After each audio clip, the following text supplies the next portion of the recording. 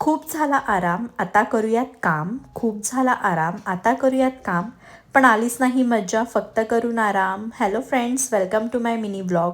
ही कविता मी माझ्या स्वतःसाठी आत्ता बनवली आहे, एनकरेज करायला की काम करायचं आहे. कारण प्रवासाहून आल्यानंतर ना इतकं घरात काम असतं, इतका पसारा आवरायचा असतो ना, हे तर तुम्हाला माहितीच असेल. छोटी मोठी कामं जी होती ती पटकन आवरून घेतली, कारण मग ना कठीण कामापासून सुरुवात केली ना मग इंटरेस्टच जातो सगळी कामं करायला. म्हणून म्हटलं चला आवडीच्या कामापासूनच सुरुवात करावी, जी की छोटी मोठी झटपट होणारी कामं असतात. आपले बेसिन वगैरे क्लीन करणं, भांडी धुणं, ते सगळं केलं. आणि त्यानंतर मला आज कायरोला आंघोळ घालायची होती. बरेच दिवस झाले, म्हणजे 2-3 दिवस झाले त्याला आंघोळ घातली नव्हती, कारण पुण्याला खूप थंडी होती. आज थोडी थंडी कमी आहे नाशिकला, त्यामुळे म्हटलं त्याला आज आंघोळ घालावी.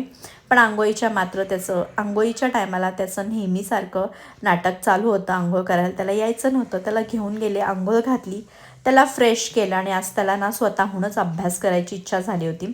8 दिवसांचा गॅप झालेला, त्यामुळे तो बोलला की मी अभ्यास करतो. त्याला बुक्स दिले, त्याला सांगितलं काय अभ्यास करायचा आहे. तसं तर काही अभ्यास नव्हता त्याचा, कारण आम्ही नव्हतोच 8 दिवस. पण तरी त्याला 1 to 30पर्यंत काढायला दिलं, त्याला ठेवलं. आणि कुणालनी आज नाश्त्याला बाहेरूनच साबुदाणे वडे ऑर्डर केले होते. मस्त नाश्ता केला.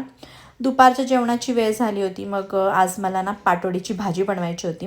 पाटोडीच्या भाजीबद्दल असं आहे ना की मला नाशिकला राहायला येईपर्यंत माहितीच नव्हतं की अशी कोणती भाजी असते आणि कशी बनवायची ते तर मला अजिबातच येत नव्हतं.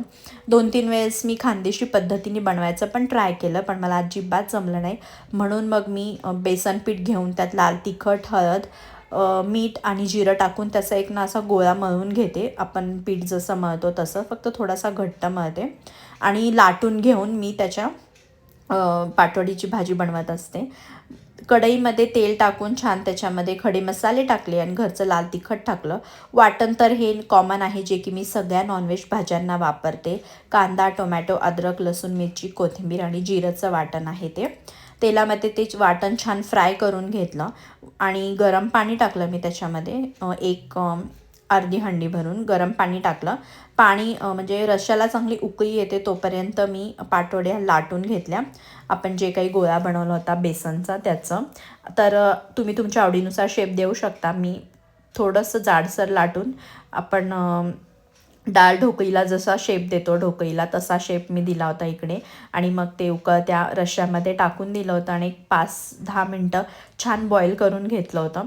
तर तुम्हाला माझी पाटोडी बनवण्याची ही पद्धत कशी वाटली मला नक्की कमेंट करून सांगा.